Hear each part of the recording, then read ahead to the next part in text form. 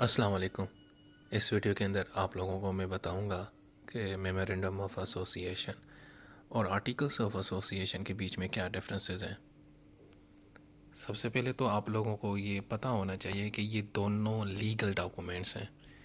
किसी भी कंपनी के ये दोनों लीगल डॉक्यूमेंट्स होते हैं। और जब कभी आप अपनी कंपनी बनाते हैं या इनकॉर्पोरेट करते हैं या उसको रजिस्टर्ड करवाते हैं रजिस्ट्रार के पास, हुकूमत के पास, तो आपको ये दोनों डॉक्यूमेंट्स भी सबमिट करवाने पड़ते हैं। किसके पास? रजिस्ट्रार के पास। दोनों डॉक्यूमेंट्स बहुत ही अहम होते हैं किसी भी कंपनी को बनाने के लिए। अब हम देखते हैं इन दोनों के बीच में क्या डिफरेंसेस हैं। सबसे पहले तो पर्पस देखेंगे। पर्पस यानी दोनों डॉक्यूमेंट्स का क्या क्या पर्पस है। जो मेमोरेंडम ऑफ एसोसिएशन है उसका पर्पस एक्चुअली ये होता है कि कंपनी के ऑब्जेक्टिव्स बताए जाते हैं इसके अंदर।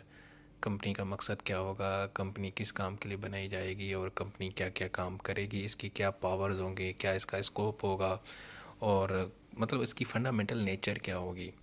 आया कंपनी मोबाइल बनाएगी, आया कंपनी कपड़े बनाएगी, गाड़ी बनाएगी, क्या बनाएगी। ठीक है। और जबकि जो आर्टिकल्स ऑफ एसोसिएशन होता है ये डॉक्यूमेंट, इस डॉक्यूमेंट के अंदर हम कंपनी के जो इंटरनल मामलात होते हैं वो देखते हैं कि कंपनी किस तरह चलेगी, उसके अंदरूनी मामलात। यानी मेमोरेंडम ऑफ एसोसिएशन के लिए उसके अंदर सिर्फ ऑब्जेक्टिव्स बताएंगे, उसका स्कोप बताएंगे, उसकी पावर्स बताएंगे।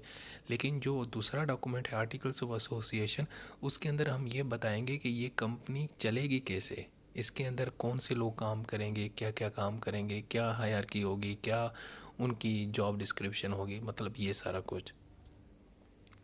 उसके बाद दूसरा डिफरेंस आता है कंटेंट का, कि मेमोरेंडम ऑफ एसोसिएशन के अंदर कौन सी चीज़ें डिस्कस की जा सकती हैं और आर्टिकल्स ऑफ एसोसिएशन के अंदर क्या डिस्कस किया जाता है। मेमोरेंडम ऑफ एसोसिएशन के अंदर कंपनी का नाम, उसकी रजिस्टर्ड ऑफिस कहाँ होगी, उसका ऑब्जेक्ट क्या होगा, उनके जो मेंबर्स की लायबिलिटीज़ क्या होंगी, कितना पैसा amount of share of capital होगा, ये सारा कुछ देखा जाएगा। यानी अहम अहम किस्म की जो चीज़ें हैं वो आप मेमोरेंडम ऑफ एसोसिएशन के अंदर देखेंगे।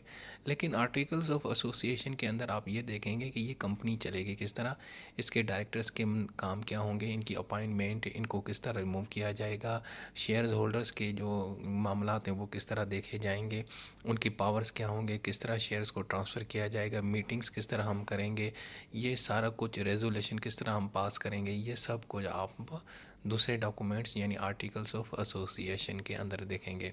मैं दोबारा रिपीट कर रहा हूँ। कंटेंट, मेमोरेंडम ऑफ एसोसिएशन के अंदर हम देखते हैं कि कंपनी का नाम, उसकी रजिस्ट्रेशन कहाँ पे होगी, कौन सा दफ्तर होगा, उनके मेंबर्स की लायबिलिटी क्या होगी, जो शेयर अमाउंट है वो कहाँ से जनरेट किया जाएगा, क्या शेयरिंग होगी, ये सारा कुछ। दूसरे डॉक्यूमेंट के अंदर हम सिर्फ कंपनी के इंटरनल मामलात यानी डायरेक्टर्स की अपॉइंटमेंट्स, रूल्स रेगुलेशन, शेयर्स को किस तरह ट्रांसफ़र किया जाएगा, शेयर होल्डर्स की क्या पावर्स होंगी, क्या लायबिलिटीज़ होंगी, ये सारा कुछ उसके अंदर हम देखेंगे। उसके बाद आता है स्टेटस का डिफरेंस। भाई मेमोरेंडम ऑफ एसोसिएशन एक्चुअली जो आपकी हुकूमत का कानून होता है ना कंपनीज़ के हवाले से, कोई भी, जैसे इंडिया के अंदर 2013 का कंपनीज एक्ट चल रहा है, पाकिस्तान में कंपनीज एक्ट 2017 चल रहा है, तो ये उसके नीचे सब ऑर्डिनेट होता है। यानी मेमोरेंडम ऑफ एसोसिएशन उसका सब ऑर्डिनेट होता है, उसके मातहत होता है। ओके जी, उसको ये फॉलो करके बनाया जाता है। लेकिन जो आर्टिकल्स ऑफ एसोसिएशन है ना, वो मेमोरेंडम ऑफ एसोसिएशन के मातहत होता है। यानी अगर हम हायरार्की बनाएं तो सबसे पहले हुकूमत का कानून आता है यानी कंपनीज एक्ट, उसके बाद आता है मेमोरेंडम ऑफ एसोसिएशन और उसके नीचे आता है कौन सा? Articles of association. यानी आर्टिकल्स ऑफ एसोसिएशन किसके नीचे है? मेमोरेंडम ऑफ एसोसिएशन के, मेमोरेंडम ऑफ एसोसिएशन के नीचे है। और मेमोरेंडम किसके नीचे है जनाब? वो कंपनीज एक्ट 2017 यानी हुकूमत का जो कानून है कंपनीज के हवाले से, उसके नीचे है। उसके बाद रिलेशनशिप की बात करेंगे। मेमोरेंडम ऑफ एसोसिएशन एक्चुअली जो बाहर के लोग होते हैं उनको कंपनीज़ के साथ कनेक्ट करते हैं। यानी किसी बंदे ने कंपनी के बारे में कोई जानकारी हासिल करनी है कि ये कंपनी क्या है, क्या काम करती है, इसका दफ्तर क्या है, इसकी नेचर क्या है, ये आपको यानी कि ये डॉक्यूमेंट बताता है। जबकि आर्टिकल्स ऑफ एसोसिएशन एक्चुअली क्या करता है कि जो कंपनी के अंदर काम कर रहे होते हैं उन उन लोगों का आपस में रिलेशनशिप बनाता है।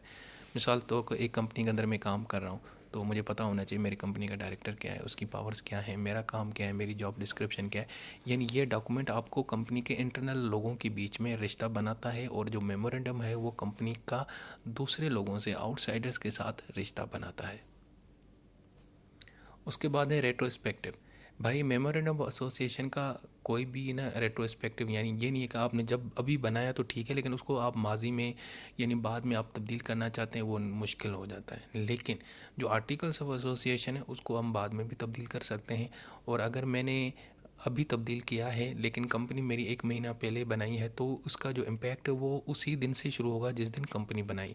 यानी इसका रेट्रोस्पेक्टिव इम्पैक्ट पड़ता है आर्टिकल्स ऑफ एसोसिएशन का, लेकिन मेमोरेंडम ऑफ एसोसिएशन के अंदर ऐसी कोई चीज़ नहीं होती।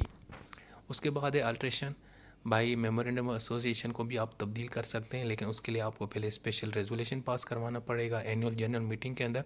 और उससे पहले आपको जो कंपनी लॉ का बोर्ड होता है और जो हुकूमत होती है आपकी सेंट्रल गवर्नमेंट, उससे आपको इजाज़त चाहिए। यानी ज़ाहिर बात है भाई, मेमोरेंडम वैसे किसके नीचे होता है? कंपनी लॉ के नीचे होता है। तो कंपनी लॉ यानी किसने बनाया होता है? हुकूमत ने। सो आपको हुकूमत की भाई इजाज़त चाहिए। उसके बाद फिर आपको अपनी कंपनी के लोगों की यानी स्पेशल रेजोल्यूशन के ज़रिए एनुअल मीटिंग के अंदर जो मेंबर्स होते हैं, शेयर होल्डर्स होते हैं, जो डायरेक्टर्स होते हैं, जो मालिक होते हैं कंपनी, उनकी आपको इजाज़त चाहिए। उसके बाद ये तब्दील होगा।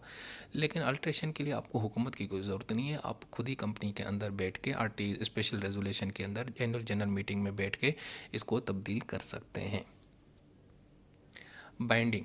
मेमोरेंडम ऑफ एसोसिएशन भाईजान वो ऐसा डॉक्यूमेंट है, वो मतलब आउटसाइडर लोगों के ऊपर भी थोड़ा बहुत बाइंडिंग होता है। मतलब ठीक है ना, अगर आपने कंपनी को बारे में जानना है तो आप देखेंगे, तो वो एक्चुअली आप लोगों के साथ भी कनेक्ट है। लेकिन जो आर्टिकल्स ऑफ एसोसिएशन है वो आउटसाइडर्स के ऊपर बाइंडिंग नहीं है, ये कंपनी के अंदर मामला आते हैं। भाई ये कंपनी के अंदर के लोगों के ऊपर बाइंडिंग है, बाहर के ऊपर बाइंडिंग नहीं है। जो कंपनी के अंदर लोग काम करते हैं उनके ऊपर ही ये डॉक्यूमेंट बाइंडिंग है। सो दोस्तों, ये था हमारा आज का टॉपिक। इसके अंदर मैंने आपको जो अहम अहम डिफरेंसेस हैं वो बताए हैं। वैसे तो बहुत सारे भी हैं, लेकिन वो ज़्यादा लेंथी हो जाएगा और वो हमारे काम के नहीं है। बस ये अहम किस्म के डिफरेंसेस हैं। अगर आप लोगों ने यही एग्ज़ाम के अंदर लिखा तो आपका झूले लाल हो जाएगा। ओके जी, अपना बहुत सारा ख्याल रखें। अल्लाह हाफिज़।